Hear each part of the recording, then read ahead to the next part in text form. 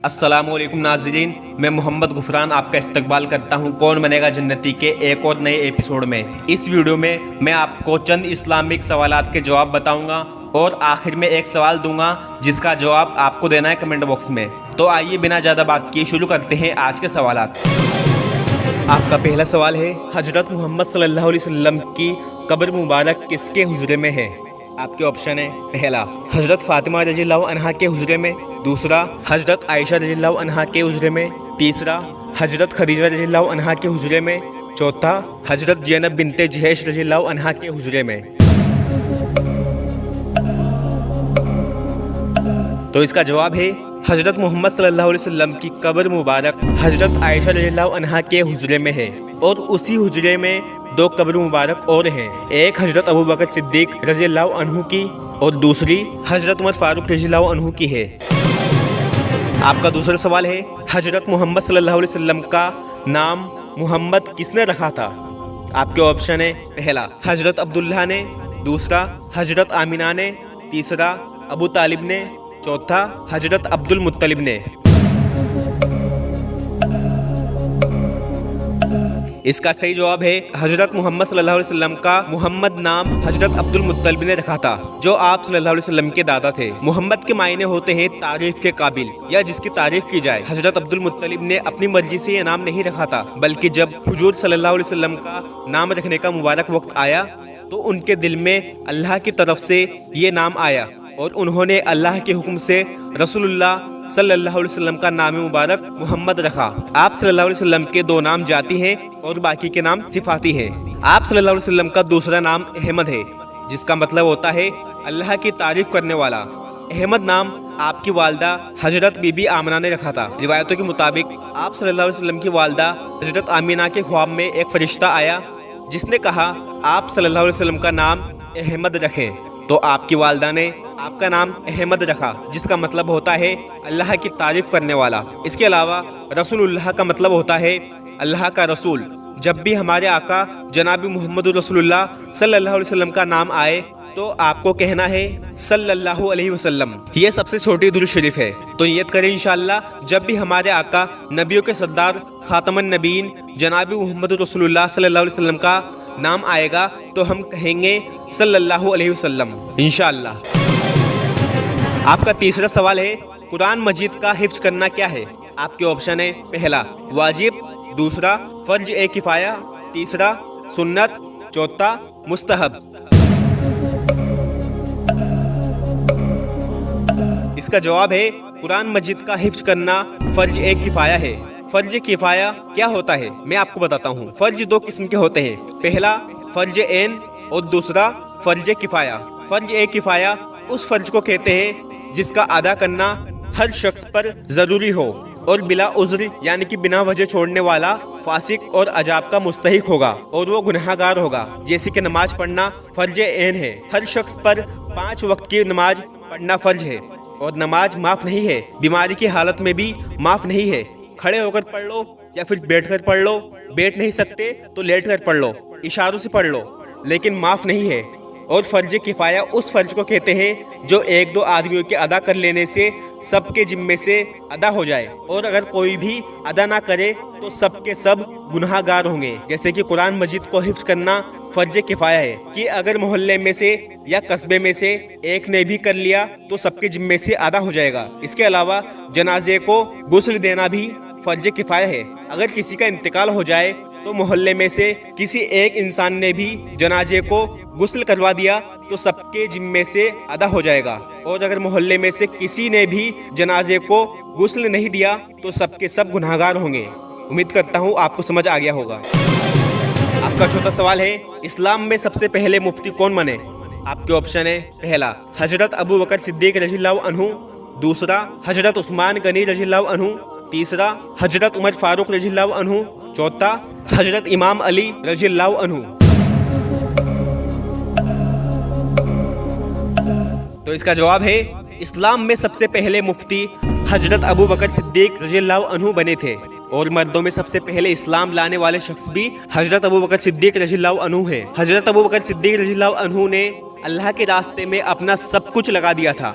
حدیث کا مفہوم ہے رسول صلی اللہ علیہ وسلم نے ارشاد فرمایا سب کا احسان میں نے اتار دیا لیکن ابو بکر رضی اللہ عنہ کا احسان اللہ رب العزت خود اتارے گا۔ میرے بھائیوں بہنوں، جب بھی میں حضرت ابو بکر صدیق رضی اللہ عنہ کا نام مبارک سنتا ہوں تو مجھے ان کا ایک رلا دینے والا واقعہ یاد آتا ہے۔ میں وہ واقعہ آپ کو سنانا چاہتا ہوں۔ جنگ تبوک کا وقت تھا۔ رسول اللہ صلی اللہ علیہ وسلم نے ارشاد فرمایا اللہ کی راہ میں خرچ کرو۔ حضرت عمر فاروق رضی اللہ عنہ حضرت ابو بکر صدیق رضی اللہ عنہ کو نیکیوں میں پیچھے چھوڑنا چاہتے تھے جو کہ حلال ہے۔ تو حضرت عمر فاروق نے سوچا کہ آج میں حضرت ابو بکر رضی اللہ عنہ کو نیکیوں میں پیچھے چھوڑ دوں گا، کیونکہ ابھی ان کے پاس زیادہ مال نہیں ہے اور ان کے گھر میں غریبی کی حالت ہے، لہٰذا میں ان سے زیادہ مال اللہ کی راہ میں خرچ کروں گا جس سے میں ان کو نیکیوں میں پیچھے چھوڑ دوں۔ تو حضرت عمر فاروق رضی اللہ عنہ اپنے گھر گئے، جتنا مال دولت ان کے پاس تھا اس میں سے آدھا حصہ لے کر آ گئے۔ حضرت ابو بکر صدیق رضی اللہ عنہ بھی گھر گئے اور تھوڑا بہت مال دولت ان کے پاس تھا وہ سارا کا سارا لے کر آ گئے۔ تو جب آپ دونوں رسول اللہ صلی اللہ علیہ وسلم کے پاس تشریف لائے تو حضرت عمر فاروق رضی اللہ عنہ کا مال زیادہ دکھ رہا تھا، تو وہ اندر ہی اندر بہت خوش ہو رہے تھے۔ قربان جاؤں میرے نبی پر جن کو دلوں کا راز پتہ ہوتا ہے۔ آپ صلی اللہ علیہ وسلم نے اپنا سوال ہی بدل دیا۔ آپ کو سوال کرنا تھا کہ حضرت عمر کتنا مال لائے ہو اور حضرت ابو بکر کتنا مال لائے ہو، لیکن آپ نے سوال کیا حضرت عمر گھر پر کیا چھوڑ کر آئے ہو۔ یہ سوال سن کر حضرت عمر فاروق رضی اللہ عنہ سمجھ گئے آج بھی حضرت ابو بکر رضی اللہ عنہ مجھ سے آگے نکل گئے۔ تو حضرت عمر فاروق رضی اللہ عنہ نے جواب دیا گھر پر آدھا مال چھوڑ کر آیا ہوں۔ پھر آپ صلی اللہ علیہ وسلم نے حضرت ابو بکر رضی اللہ عنہ سے پوچھا ابو بکر گھر پر کیا چھوڑ کر آئے ہو؟ تو حضرت ابو بکر رضی اللہ عنہ نے جواب دیا گھر پر اللہ اور اللہ کا رسول چھوڑ کر آیا ہوں، یعنی کہ کچھ بھی نہیں۔ یہاں تک کہ حضرت ابو بکر رضی اللہ عنہ نے اس وقت اپنے کپڑے تک اللہ کی راہ میں دے دیے تھے اور ایک بوری کے ٹانٹ کو کانٹوں سے سل کر پہن رکھا تھا۔ تو اس وقت حضرت جبرائیل علیہ السلام آئے اور اللہ کے رسول صلی اللہ علیہ وسلم سے پوچھا کہ حضرت ابو بکر رضی اللہ عنہ نے یہ ٹانٹ کیوں پہنا ہوا ہے؟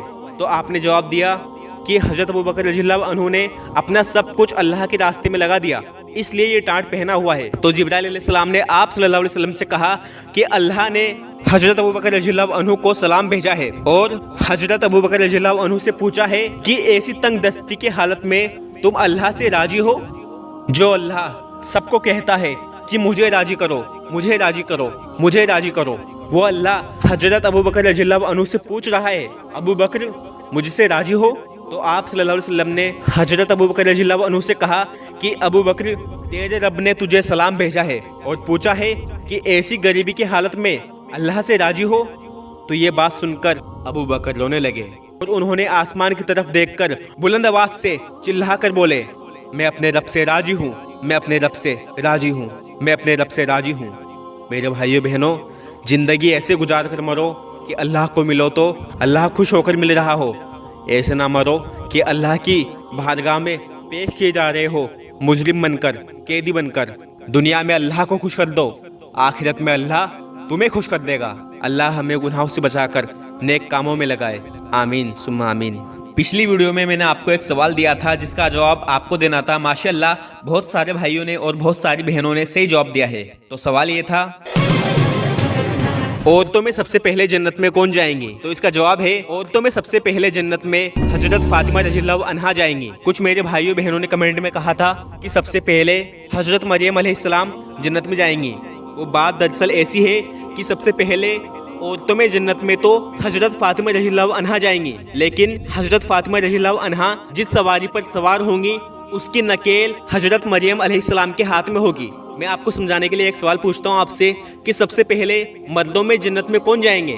ماشاءاللہ سب کو پتا ہے کہ سب سے پہلے جنت میں رسول اللہ صلی اللہ علیہ وسلم جائیں گے، لیکن رسول اللہ صلی اللہ علیہ وسلم جس سواری پر سوار ہوں گے اس کی نکیل حضرت بلال رضی اللہ عنہ کے ہاتھ میں ہوگی۔ لیکن مین جو انسان ہے جس کے لیے جنت کا دروازہ کھولا جا رہا ہے وہ محمد صلی اللہ علیہ وسلم ہے۔ اسی طریقے سے جنت میں سب سے پہلی خاتون حضرت فاطمہ رضی اللہ عنہا جائیں گی، لیکن ان کی سواری کی نکیل حضرت مریم کے ہاتھ میں ہوگی۔ میرے بھائیوں، ہمارے صحابہ نے اپنی جنت بنا لی۔ اب بات یہ آتی ہے کہ ہم کہاں پر ہیں، ہم کتنے پانی میں ہیں؟ کل قیامت کے دن جب ہم سے سوال کیے جائیں گے تو ہم ان کا کیا جواب دیں گے؟ ہمارے صحابہ نے اپنا حق ادا کر لیا، ہم تک دین پہنچا دیا۔ اب ہمارے ذمے ہے اس پر عمل کرنا اور اس کو آگے تک پہنچانا۔ اگر ہم نے اس پر عمل نہیں کیا تو کل قیامت کے دن اللہ ہی بہتر جانے کہ ہمارے ساتھ کیا سلوک ہوگا۔ اس لیے آپ سے گزارش ہے کہ اپنی زندگی کو اسلام کے مطابق جیے، اللہ کا حکم پورا کرے، نبی پاک محمد صلی اللہ علیہ وسلم کے طریقے پر چلے اور صحابہ جیسا ایمان بنانے کی کوشش کرے۔ ان کا ایمان ایسا تھا کہ ایک پہاڑ اپنی جگہ سے ہل سکتا ہے، لیکن صحابہ کا ایمان اپنی جگہ سے 1 انچ بھی نہیں ہل سکتا۔ صحابہ کے ایمان ایسا تھا کہ راستے میں شیر آ گیا تو شیر کو کہا کہ ہم اللہ کے بندے ہیں، ہمیں راستہ بتاؤ۔ وہ شیر جو انسانوں کو کھاتا ہے، اس نے صحابہ کو راستہ بتایا۔ ایسا ایمان تھا ان کا۔ میں جانتا ہوں کہ صحابہ جیسا ایمان ہم نہیں بنا سکتے، لیکن ان کی نقل تو کر سکتے ہیں۔ تو انشاءاللہ نیت کریے کہ ہم اپنی باقی کی زندگی اسلام کے مطابق جئیں گے اور اللہ کو خوش کر اس دنیا سے رخصت ہوں گے۔ آمین ثم آمین۔ اب میں آپ کو ایک نیا سوال دیتا ہوں جس کا جواب آپ کو دینا ہے کمنٹ باکس میں۔ سوال ہے، بسم اللہ پڑھنا کب فرض ہے؟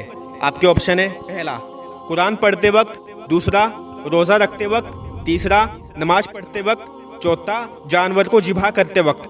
تو آپ بتائیے اس کا جواب کیا ہے؟ انشاءاللہ میں امید کرتا ہوں آپ صحیح جواب دیں گے۔ آپ سے گزارش ہے کہ آپ اس چینل کو سبسکرائب کر لیجئے اور بیل آئیکن کو پریس کر دیجئے۔ میرا ایسی ویڈیو بنانے کا مقصد صرف یہ ہے کہ میں آپ کو دین کی چھوٹی چھوٹی باتیں بتا سکوں۔ آپ سے گزارش ہے کہ ان چھوٹی چھوٹی اسلام کی باتوں کو اپنے دوستوں کے ساتھ شیئر کیا کیجئے، کیونکہ ایمان کی بات ایک دوسرے کو بتانا ثواب جاریہ ہے۔ اس کا ثواب آپ کو مرنے کے بعد بھی ملتا رہے گا۔ میں ملتا ہوں آپ کو اگلی ویڈیو میں انشاءاللہ، زندہ رہا تو۔ السلام علیکم ورحمۃ اللہ وبرکاتہ۔